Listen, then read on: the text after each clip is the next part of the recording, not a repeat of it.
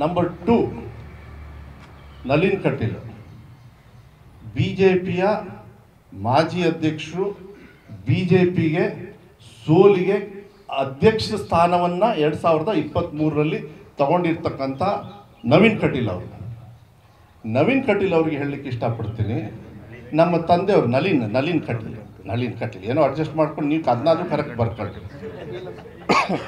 ನಳಿನ್ ಕಟೀಲ್ ಅವರು ಅವ್ರ ಹಣೆ ಬರೋಕ್ಕೆ ಬಂಗಾರಪ್ಪಾಜಿಯವರು ಏನಾದರೂ BJP ಸೇರಲಿಲ್ಲ ಅಂದಿದ್ರೆ ಇವ್ರು ಯಾರೂ ಅಡ್ರೆಸ್ಸಿಗೆ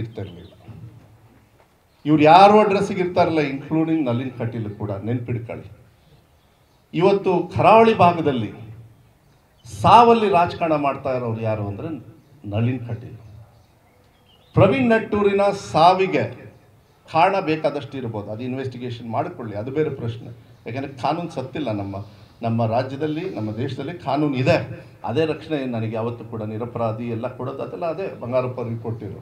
ಆದರೆ ಇದೇ ನಳಿನ್ ಕಟೀಲ್ಗೆ RSS ಅವರು ಗೋ ಬ್ಯಾಕ್ ಅಂದರು. ಆ ಶವವನ್ನು ನೋಡೋಕ್ಕೆ ಹೋಗಿ ರಾಜಕಾರಣ ಮಾಡೋಕ್ಕೆ ಹೋಗಿದ್ರಲ್ಲ ಹೊಲ್ಸಲ್ಲಿ, ಇದೇ RSS ಅವ್ರಿಗೆ ಗೋ ಬ್ಯಾಕ್ ಅಂದರು. ಇದೇ ಬಜರಂಗ ದಳದವ್ರು ಗೋ ಬ್ಯಾಕ್ ಅಂದರು.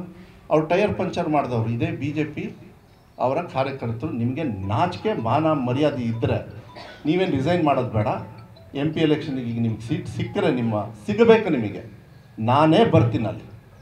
ಬಡವರಿಗೆ, ಹಿಂದುಳಿದವ್ರಿಗೆ, ಅಮಾಯಕರಿಗೆ ಇವತ್ತು ಸಾವಿಗೆ ಕಾರಣಕರ್ತರು ಯಾರು ಅಂತ ಹೇಳಿದ್ರೆ ನವೀನ್ ಕಟೀಲ್ ಅವರು. ಅವರ ಭಾಷಣ, ಅವರ ಭಾವನಾತ್ಮಕ ಭಾಷಣ ಅಂತಕ್ಕಂಥದ್ದನ್ನು ಈ ಸಂದರ್ಭದಲ್ಲಿ ಹೇಳ್ತೀನಿ. ಉದಾಹರಣೆ, ಪರೇಶ್ ಮೇಸ್ತಾ ಒಂದು ಚುನಾವಣೆ ಗೆದ್ರು ಈ ಕರಾವಳಿ ಭಾಗದಲ್ಲಿ, ಇನ್ಕ್ಲೂಡಿಂಗ್ ಶಿವಮೊಗ್ಗ.